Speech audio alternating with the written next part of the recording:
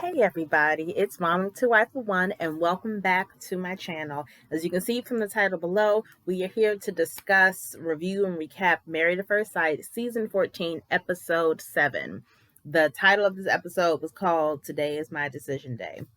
So first, before I get started with that, I hope you guys remember to like my video, share the video, comment below, make sure you hit the notification bell, make sure you subscribe to my channel so you don't miss any of my videos. So, we're going to get started. First of all the couples have come back from the honeymoon. So this is the time when they go back to their respective apartments to grab their clothes and whatever they want to bring to their new shared apartment. All of the couples will be in an apartment in the same complex. And they started doing this a few seasons ago. And the point was to make sure everybody was on neutral territory so that you don't have one person staying in somebody else's house and taking up their space or whatever. Everyone's in a neutral area and they're together in the same complex so that they can easily lean on each other for support and all that good stuff.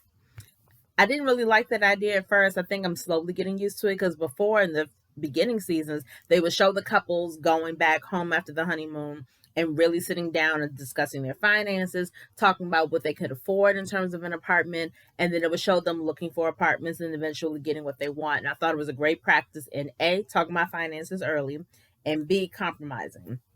But I digress. I guess they learned that in other ways, which is fine. So we're going to start with the fact that Chris and Alyssa are done. First of all, I gave a slow clap in my house when he said I want a divorce. I was like, yes, for a couple reasons. One, if you have been watching the show, especially the past 2 or 3 seasons, you have seen that one couple or two couples who you can tell they're not right for each other. You can tell that the relationship is a toxic one. You can tell that there's some level of abuse there, whether it's verbal abuse, emotional abuse. There's something going on there that's just not healthy for one of the people in the couple. And the past 2 seasons, it's been the guy. So this is actually the first time that, not the first time I've been like completely upset with the girl, but it's the first time where I've seen the man kind of take control of the situation. And that's been part of my complaint with Chris from the beginning, is that because Alyssa was the one who pulled back from the very beginning, because she was the one who had a problem with, we don't have the same values, we don't have anything in common, we're not compatible, we're not this, and this. She was the one complaining the entire time. Because of that, he kept putting things in her corner, like, oh, well, I'm going to go with her pace, and I'm going to allow her to let me know when she's comfortable doing X, Y, and Z. And it's like, on one hand, yes, you need to do that because you never want to force yourself on a person. You don't want to necessarily force them to do anything too fast. But on the other hand, putting everything in their control or in their power and going solely at their speed means you're denying yourself what you need. And that was always my concern for him. That's always my fear for him, that he wouldn't speak up for himself and really talk about what he wanted. So in this episode, like I said, everyone's moving in, but of course, she said from the very beginning that she did not want to live with him. There's a big to-do about the fact that he wants moving to the apartment because she thought, I deserve to live there too. I want the experience, not the marriage. I want the experience. And he basically was like, well, look, I signed up for the show, and I know that the show stipulates that I get married at first sight, I go on a honeymoon, and then I share this apartment for the next, 5 or 6 weeks with my wife. So I'm moving into the apartment because that's what I signed up for. So he moved in by himself. So we see him talking to a friend of his, and we see her talking to her mother. Now, normally with the couples, we don't see them interacting again with their friends and their family until they've been living together for a couple weeks or so, normally at the housewarming party. So to have this was a little different. But his friend, I really liked his friend. And I even liked her mom. Because the thing is with Alyssa, and with a lot of people, I think this is for most of us, if we get into a fight with a loved one or lover, husband, wife, boyfriend, girlfriend, whatever, and we're talking about the situation with our friends or our family, 9 times out of 10, we're not going to hold ourselves accountable and say what we did wrong. Now, I do think that comes with age and maturity. And I think that also depends on how long you've been with the person. For Alyssa, we've noticed that she is a little immature and that she does not hold herself accountable. So, of course, the story she's painting to her mother is that he's disrespectful. I don't like the way he talks to me. he's just not a nice person and all this stuff. Because the mother's like, well, when we talked to him, we liked him. We thought he was this great guy. And she was like, well, you haven't seen the way he treats me. He hasn't had a chance to treat you any type of way because you actively do not spend time with him. So that's not a fair assessment already. And I could tell that the mother was like, I didn't just meet you yesterday, Lisa. I know the kind of person that you are. I know that you can be very dismissive. I know that you can really cut people off. I know that sometimes you don't give people a fair shot. So the mother didn't say any of this, but I could tell in the way she was looking at Alyssa, she's kind of giving her the side eye, like, really, girl? Really, was he that bad? And it was the first time also, kind of the first time, that we heard Alyssa physically say one thing that she does not like about Chris. Because all this time, and even when he was relaying things to his friend, he's like, everything I've heard that she does not like are things that I'm hearing from other people, because she hasn't physically told me any of this. She hasn't said out of her mouth, Chris, this is what I don't like. These are the ways that we are incompatible. These are things that concern me. She has never once sat down and had that conversation, at least according to him. And kind of according to her too, because she said, I didn't talk to him about this stuff.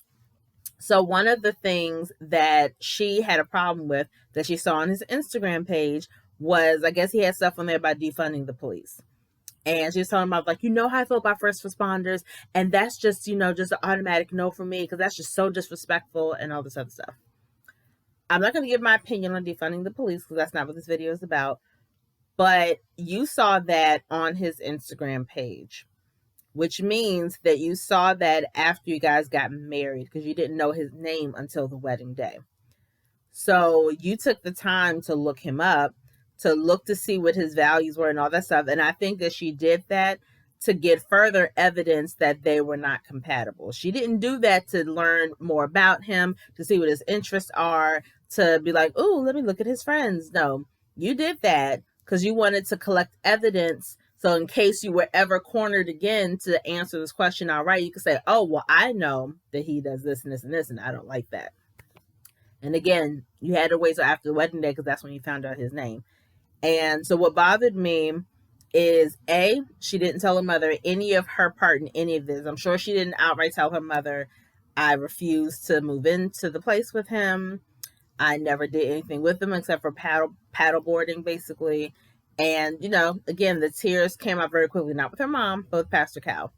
So this is also the episode that Pastor Cal visits all the couples. He visits all the couples normally in the first week of them moving in to talk about the honeymoon. What are some challenges that you guys saw? Now that you guys are back on home turf now in Boston, this is the time to deal with the challenges outright, because now you guys are getting settled into what your new normal is. You're moving through life, going to work, going to school, hanging out with friends, doing all the stuff you did before you got married, but now you just happen to have a spouse. So how does that spouse fit into the life you already have? What does that new life look like? So that's his purpose. So I knew that he was coming to see the couples, and I was excited because I was like, finally, they need an expert there to, not just for this particular couple, but a few of the couples. They needed the expert there to really get them together, because the experts, for the most part, do not hold back. Dr. Pepper is very vicious with her stuff. Dr. Viviana got some bite too. So does Pastor Cal. I feel like Pastor Cal didn't get, his session with Alyssa and Chris didn't last long enough for him to really get in there. He did call her on some stuff, because he was like, Chris is saying that you checked out the wedding night. And, Alyssa, how do you feel about that? She's like, well, we had some good times, but, I feel like, I heard this and I heard that. And Pastor Cal was like, well, did you talk to him about any of this stuff? Well, there was never any time, but you had time to look him up on Instagram. You took the time to pick out your phone, Google his, not Google his name, but put his name in the Instagram and look at all of his stuff long enough to see that he believes in defunding the police. So you had time. If you had gone to the room with him that night, maybe you weren't comfortable staying there, because she said that to Pastor Cal, like, no matter who was at the, at the aisle, the end of the aisle, whatever, I still wouldn't be comfortable spending the night, because I just don't, I don't do that. I don't spend the night with strangers. And he was like, that you're signed to be married, right?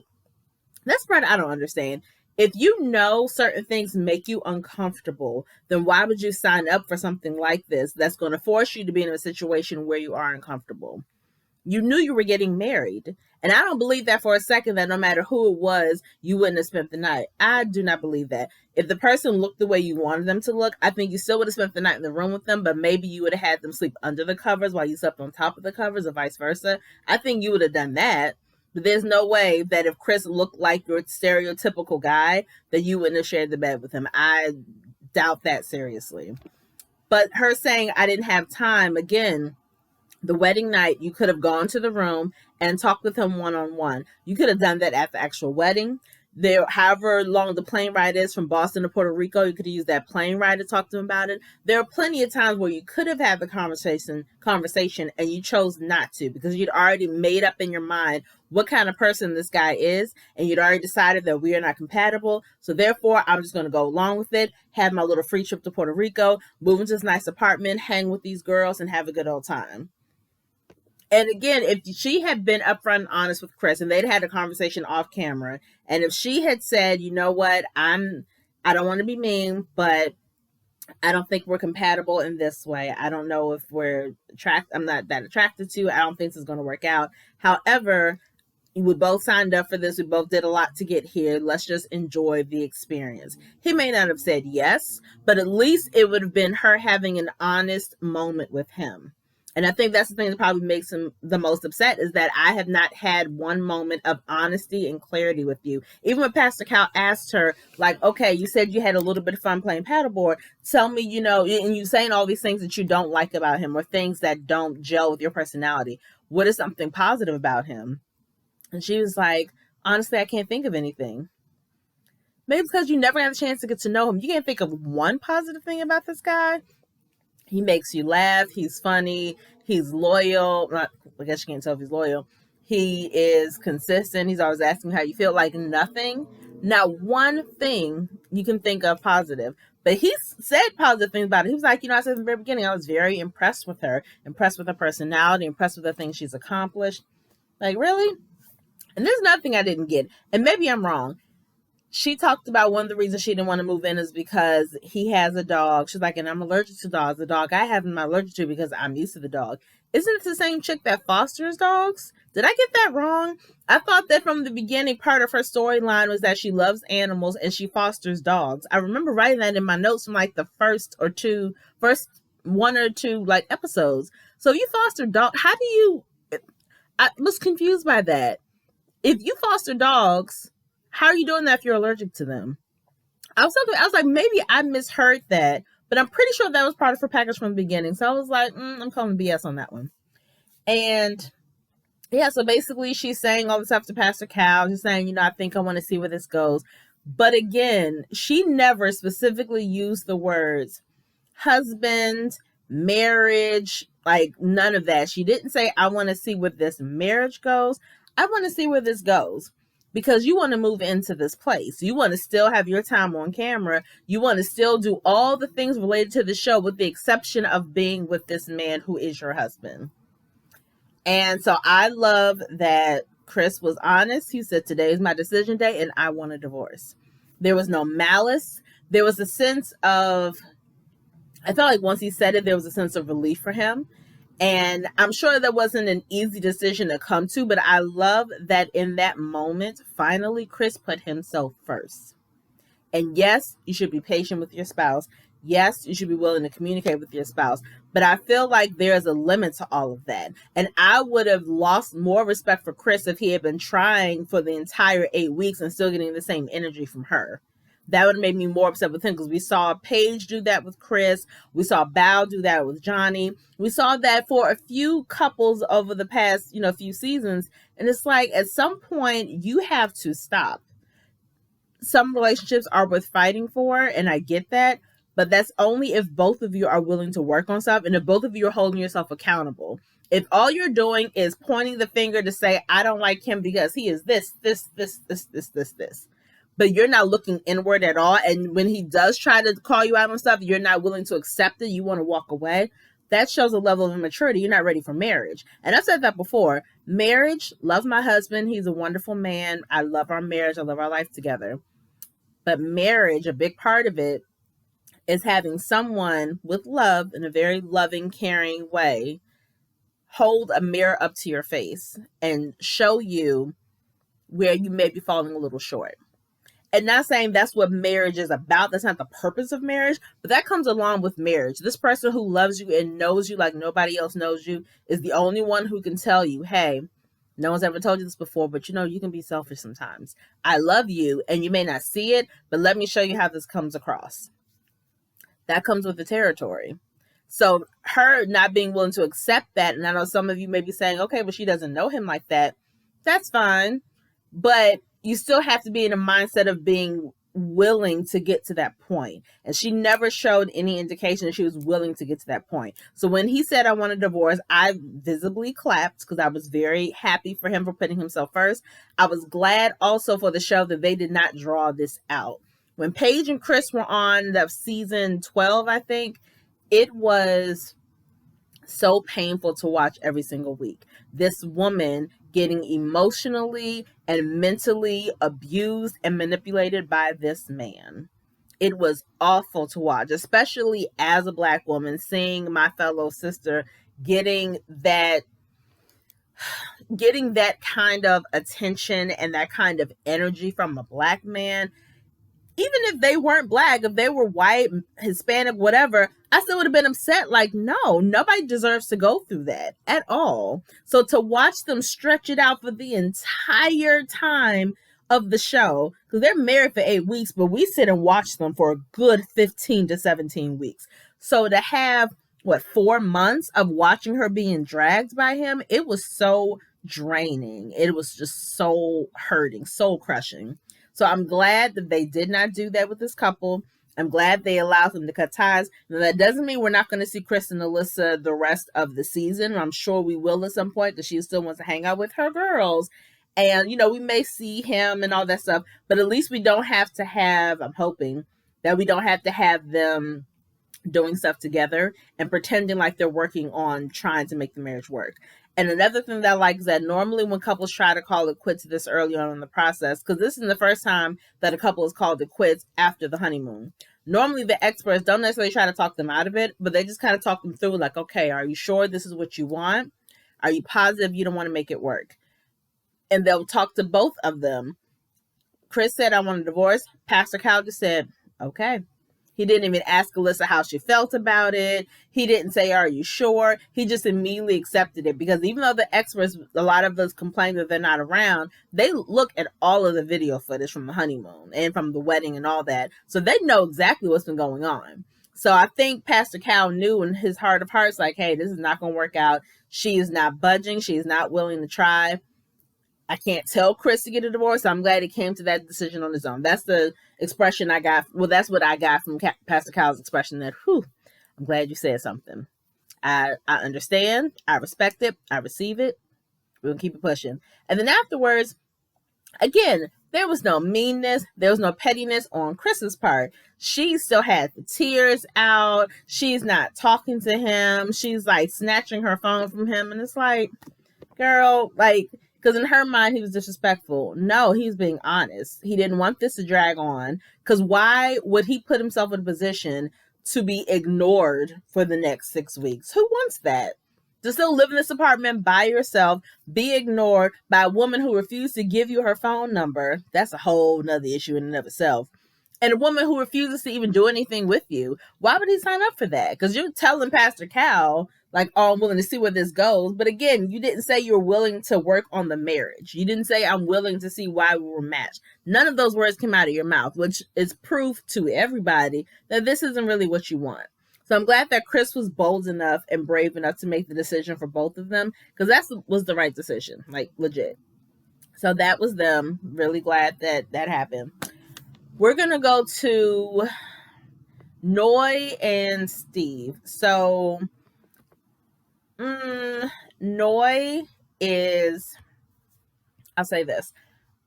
I know that people take their pets very seriously. I know that their pets are like their children. So Noy has a dog named Sushi, who's a little on the older side.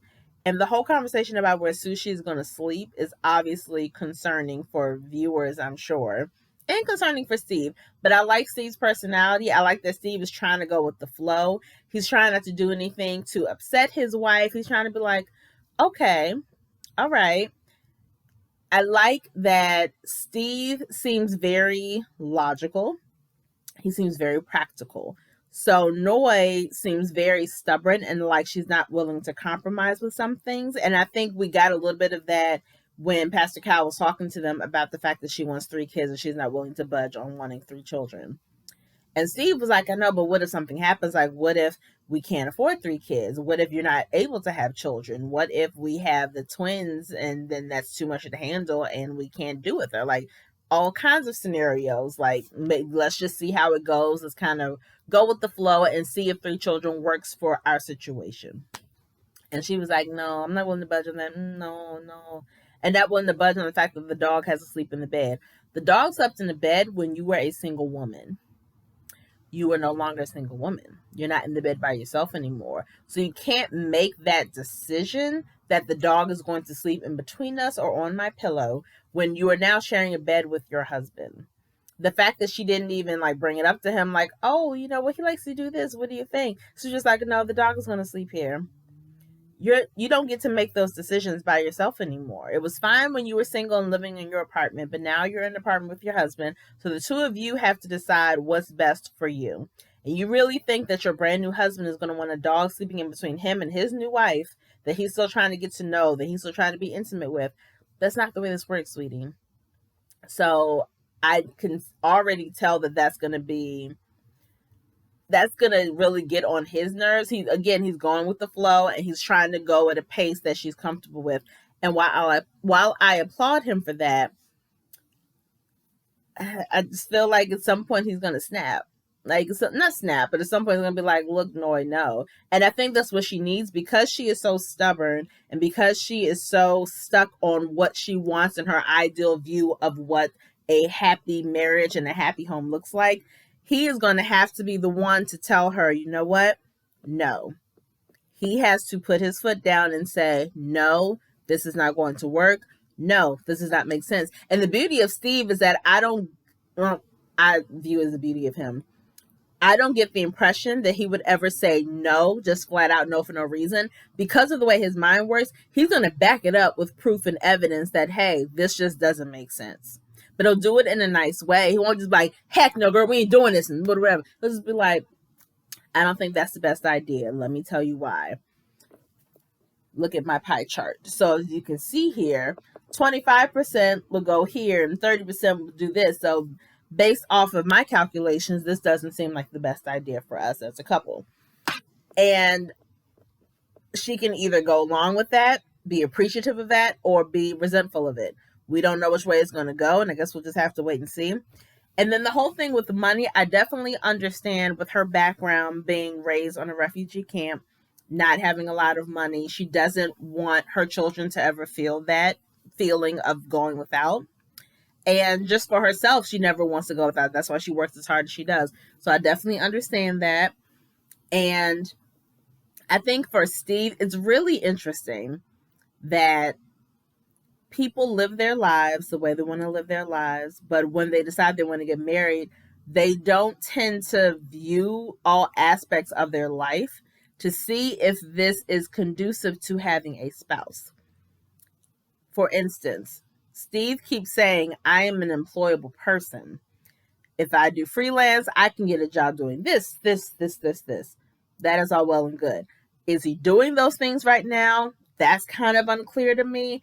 He says, I could easily be hired full-time doing these type of things. So I understand my wife needing that stability, but if I do that full-time thing, I won't have room to dream and to create.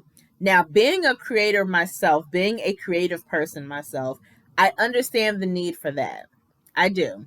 So I'm not knocking his need to have that, but I also understand her saying, I need a plan in place. Because again, in my head, saying you are employable does not mean that you have work now. It means that whenever I want to, I can have work.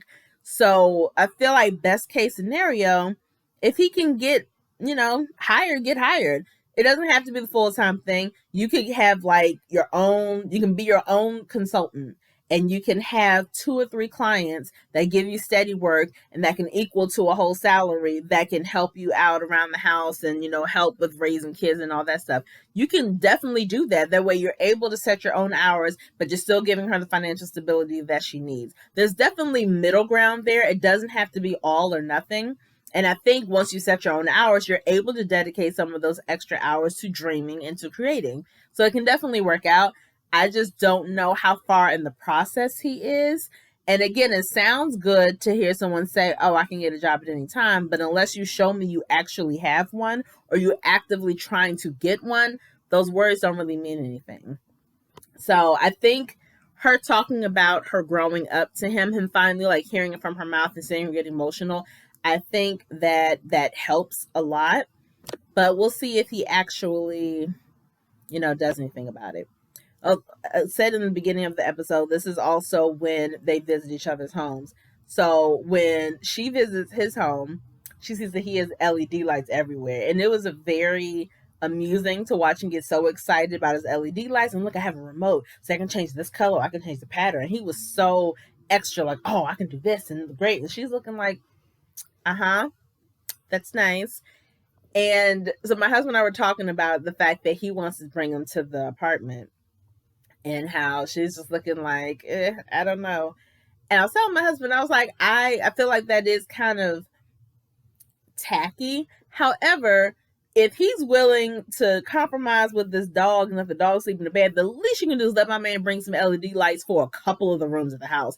Now, granted, I don't think I want them in my bedroom, but they could be kind of fun in the kitchen. I can see maybe put them in the living room. Like if you guys are entertaining, that could be a nice little conversation starter to have your LED lights in a little lighting pattern when you have people over for the housewarming or having like a game night or something. I think that could be okay. I don't think that's terrible.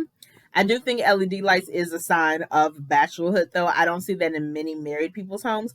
But again, it shows his personality mixed with a little bit of her personality. And that's what your home is supposed to be, kind of a mixture of both of you. So I thought that was just a really funny conversation. And it's like, I understand her kind of giving him the side eye, but it's like, that's not the biggest deal ever. Like, it's okay. So now we're going to talk about Olajuwon and Katina.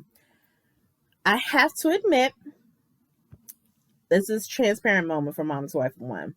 I have to admit that possibly I was wrong about Olajuwon.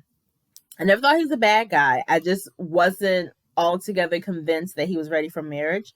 But every week he is really winning me over with his sincerity.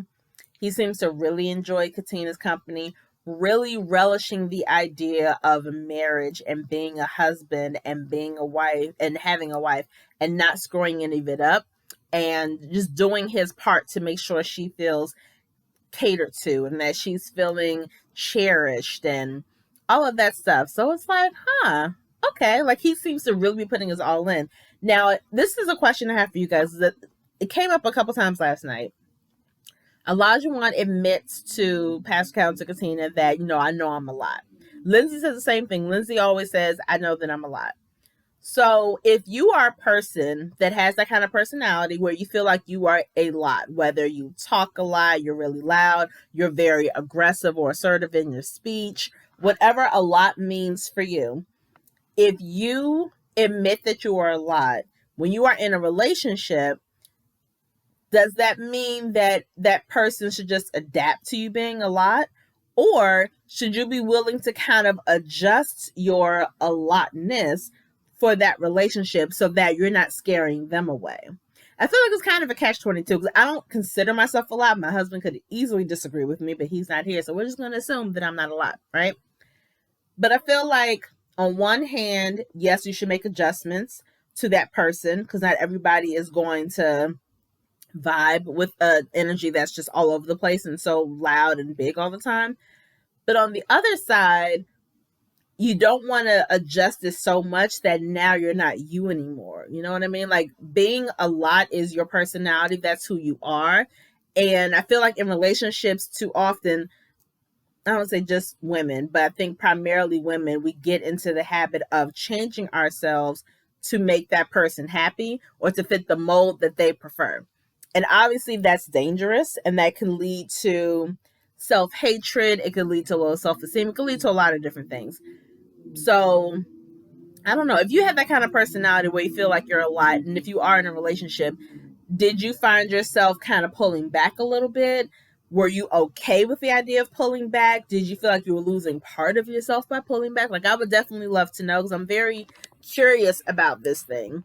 Because I feel like Katina and Mark are dealing with the whole idea of being with someone who's a lot very differently.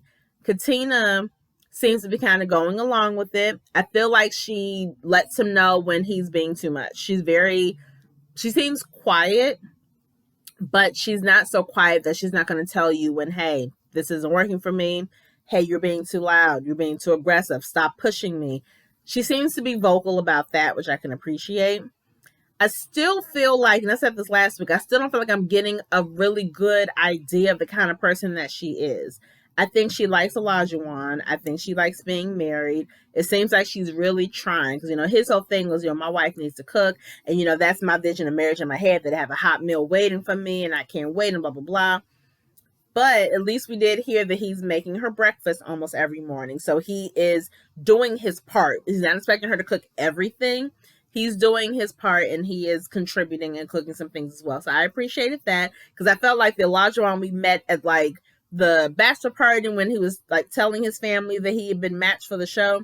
I feel like that Olajuwon didn't even cross his mind to cook at all. So he's trying, because he understands that, okay, my wife won't be able to do it all the time, so let me do my part to help out. So I like that at least he's doing that, because I was not expecting that at all. I was very surprised to learn that they have not had sex yet. And that is his decision that they haven't had sex yet. And it was funny, because Pastor Kyle basically was like, you guys are married. You have permission to do what married people do. It is okay. And, Olajuwon's like, yeah, but I don't. And I understand. I feel like Olajuwon he's thinking about, his alter ego, Isaac, and how Isaac, that's all Isaac did was have sex. So because of that, he doesn't want to rush into sex with his wife, because he wants to make sure that they're good and they're solid. And maybe he fears that if I have sex with her, Isaac is going to come out again. I don't know. So, hopefully they get past that. But it didn't seem like anything that they couldn't really get over. It seems, pretty mild. But I do still like them together. I think they're a very attractive couple as well. And like I said, I perhaps was wrong about Olajuwon. The jury's still out. This is only week 7. So technically, we're not even halfway through yet. Anything could happen in the next few weeks. Now we're going to move on to Michael and Jasmina. Okay, I don't know Michael's problem. I don't get it. I don't understand what Michael's issue is. Oh, gosh. Their biggest thing was they moved. Okay, actually, even before that, when they came back from the honeymoon, Jasmina did not spend the first couple nights in the apartment with Michael. So she was like, I got to do doggy daycare. I got to figure out where my dog's going to go, and blah, blah, blah. And he was like, I don't think that's the best idea, because I just don't think that's good. That's time that we're missing out on. And she's like, well, no, it's fine. I'm not leaving because I need space. I'm leaving because, I want to take care of the dog. Then in her confession, she says, well, no, I left because I really needed space to clear my head. Then why did you lie? Why did you just tell Michael that? A. B, if you need space, again, is what I keep telling these couples who I know don't listen to me, but y'all should. All the couples from any season of Married at First Sight, follow me just because I'm almost always right. These couples just give me a headache sometimes.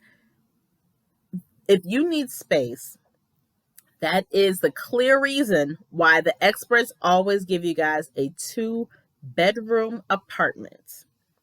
They know that you guys are going to sleep in one room. The other room is a just-in-case room if you need space. If you need space, because Michael said it the best. He's like, I don't want, if we're having issues or having tension, for one of us to think it's okay to go off and go, quote-unquote, home to, have space. That should not be an option for us. And I agree wholeheartedly. I know it's very early in the process, but I appreciate him saying that, because I agree. Happens all the time. They go away and think that that's an option. Oh, I can just go home for a little bit. It's like, no, boo, this is your home. Your home now is with me as your husband in this apartment that the show is paying for. So if you want space, there's a 2nd bedroom right there. Go there, meditate, do whatever you need to do. And then when you come out, we can talk about whatever it is that's on your mind, because clearly something's on your mind that you don't want to talk about. So I digress. So in that moment, I definitely thought that Jasmina was wrong, right? But then, what doesn't make any sense, she clearly asked him, have you ever lived with a woman? No. But she said at the wedding, hey, you see that guy over there? That's my roommate. Just want to let you know that I live with the guy. He's like, okay. So then she goes to his apartment, and they're, packing stuff up to bring to their new apartment and whatnot. And she knows that he has 2 roommates, and she finds out that both the roommates are women. Now, I will say this. When she asked him, have you ever lived with a woman? I think in his mind, he was thinking romantically. No, I've never lived with a woman romantically, because that is a lot different than just having a female roommate. Having a female roommate is something having a male roommate. That just means this person just happens to be a woman, but you guys are splitting the rent. There's no romance there. You can have your own space. They can have their own space. You guys don't ever have to talk to each other. You'll pass like ships in the night as long as everybody pays their rent on time. Living with a woman romantically means you guys are actively sharing the entire space of that apartment or that house. So that is a very different situation. So I'm assuming, trying to get back the benefit of the doubt, I'm going to assume that that's what he thought she meant, and that's why he said no. However, that was his time to be like, well, no, I've never lived with a woman romantically. However, my 2 roommates are women. But again, when she was at the wedding, at the reception, pointing out who her roommate was, her male roommate, at that point, he could have been like, oh, cool, I have 2 female roommates. Nothing going on. They're just my girls, but not even my girls. Like, they're just 2 women. But yeah, I got 2 female roommates. So he could have said it anytime. So I understood her being upset, because she found out, because while they were packing stuff up in his apartment, she saw one of the women go into the room. And it's like, oh, okay. So this is a thing. So of course I understand her being upset so if I hadn't seen that with my own eyes, would you have ever told me? That just seems like you omitting something. Not that she thinks that he's doing anything with the women, because she's like, I live with the man, so I don't assume that has something going on. But like, the fact that you purposely didn't tell me seems a little suspect. And I completely agree. I think that is a little suspect. And then her other thing is the way he communicates with her, and how she thinks that he yells and he's aggressive in his language and his speech. And I love one thing Pastor Cal said. He was like, your wife is supposed to be your partner, not your enemy. And that is so crucial for them. And I love that he broke it down to them. And hopefully they remember that the next time they have an argument. But I thought that was it was interesting, and it was necessary, because sometimes when we're all up in arms at our spouse for whatever reason, we very rarely take a step back and think to ourselves, okay, this person is not my enemy. They're not coming at me trying to purposely hurt me. The things they're saying are hurting me, but they are not intentionally trying to hurt me. So let me remember that when I have my response. Because something I say to my husband all the time, when we're having discussion, we were having a discussion yesterday, and I was like, this is how I feel about this, this, and this. I know that's not your intention. I know that you would never intentionally try to hurt me or try to make me feel like this or try to make me look like that. But I'm just letting you know how I'm receiving it. Because what I'm telling him is, I trust you to love me. I trust you to cherish me as your wife. So I know that you would never in a million years ever want to make me feel like I am X, Y, and Z. But the way you just did this thing, or the way you just said this particular thing, has me feeling this way. I'm receiving negative emotions, even though I know that's not your intention. So I'm telling you that because in the future, you may want to think about rephrasing what you just said, or taking a different form of action than what you currently did. And it's just great communication. It's so necessary. And some people don't want to be that vulnerable, but it works. It works, and it's so helpful to really talk to your spouse and really train your spouse about how to talk to you. Again, been married for 8 years, but there's still times when I'll say something where I don't necessarily know that what I'm saying is wrong or coming off as being a certain way, and he'll have to put me in my place in a loving way. But it's like, yo, don't talk to me like that, or I don't like when you said this, and blah, blah. And it's like, oh, okay. And for my husband, he may not be as verbal with like, you hurt me. He'll never say you hurt my feelings. But he will comment on something that I said, and it'll be something that really sticks in his mind. And I'll know that, okay, he keeps coming back to that one comment. So that means that that comment really hurt him or upset him.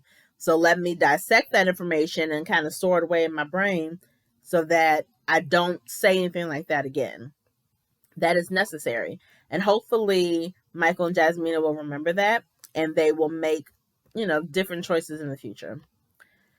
So lastly is Lindsay and Mark. Again, with Lindsay being a person who was a lot, being paired with someone who was also a lot, their a lots are very, very different. Mark seems like he's a lot in a crowd when he is comfortable, when he is with his boys, with his family. He is a lot. Lindsay is just a lot across the board. And matching two energies like that together, it's like, on one hand, on paper, that makes sense that, oh, we can match each other's energy. This is great. On the other hand, that's a lot to be, repetitive. That may be too much to have so much of one person and so much of the other person just kind of, it seems almost like an explosion. And one thing I do like is that when Pastor Cal came and talked to them, I like that Pastor Cal was able to see for himself how Lindsay can sometimes talk to Mark. Because we haven't really seen all of the sarcasm that she's thrown his way or all of the kind of nastiness that comes out of her mouth because she doesn't have a filter. And she said that multiple times, or her dad said that multiple times. And, they all told Mark, like, hey, you need to kind of tell her no, tell her stop. You need to call her on her stuff. And I feel like Mark, again, I feel like he's only a lot when he's around other people. So when it's just the two of them, he deflates and he shrinks. And that is not going to be good for a personality like she has. She needs somebody who's going to meet her where she is. Not necessarily get as loud as she is or anything like that, but just say, Lindsay, no, not right now. That's not going to work. Give me some space and then I'll deal with you when I'm ready. But right now, absolutely not. That's not going to work. And you can say something with that tone of voice, not yelling, not screaming, any of that stuff. And I feel like that would get through to her a lot easier than him just shutting down. But it's sad because, again, he looks so defeated and deflated, like she took all the air out of the room. And I understand that he's like, I don't have the energy sometimes. It's too much for me. But he said, and I believe it too, that she's coming from a genuine place. She's coming from a place of really wanting to take care of him and really wanting to help him through situations. And I completely get that. But there is a way to help people. Being a helpful person and a caring person, that doesn't mean that the way you normally help and care for people, everybody's not going to receive that way in the same way. So if your personality is normally to take over and to just kind of whip in there and solve problems, I understand that because I'm very similar to that too. You tell me what's going on, I'm quick to be like, okay, so let me Google this. Okay, do you need money? Okay, let me figure this out. Okay, you want to do this? Bet, blah, blah, blah. If a friend calls me and say, you know what, I think I want to leave my husband. You do? Okay, so I'll look up some lawyers for you. Let me look up an apartment. Tell me what your price range is. Like, I'm ready to jump in there and figure out, hey, what do you need? Not everybody needs that, though. And I think not everybody needs that, but also to keep in mind, they've been married for, less than 2 weeks at this point. So she's still learning that about him, but he needs to be more vocal with her about what he wants and does not want. Even when they were at his house and they're throwing stuff in garbage bags and, packing stuff up for the new apartment or whatever, I feel like there were times then, not even feel like, clearly see there were times where he was getting very overwhelmed with everything. Not with just, I'm moving out, but with her and the way she's kind of handling all of his things. He should have then been very vocal and said, hey, pause, time out for a minute. This is not working. You're doing too much. I know you're trying to help and I appreciate it. This is way too much, too fast. Let me deal with this. Can you do me a favor and handle that over there? I'll handle this part. And I feel like he just kind of went with the flow. But it is hard sometimes when someone has that kind of personality. You don't necessarily know where to fit in to say something. You may be a little afraid to say something. You may, be afraid to hurt their feelings or whatever. But for her personality, I feel like, again, she would appreciate conversation and confrontation more than she's going to appreciate silence and acquiescence. Like, that's not how she rolls. And I think, again, that they'll be okay. Because she said something that I liked. She said to him, there's a difference between pulling back and pulling out. I feel like you've pulled out of this because you're not even really talking to me. You won't even hold my hand. If you need to pull back a little bit, that's okay. But be clear about what that means for us. And as long as that means you're still in this and that pulling back is temporary and at some point we'll get back to where we were, I'm cool with that.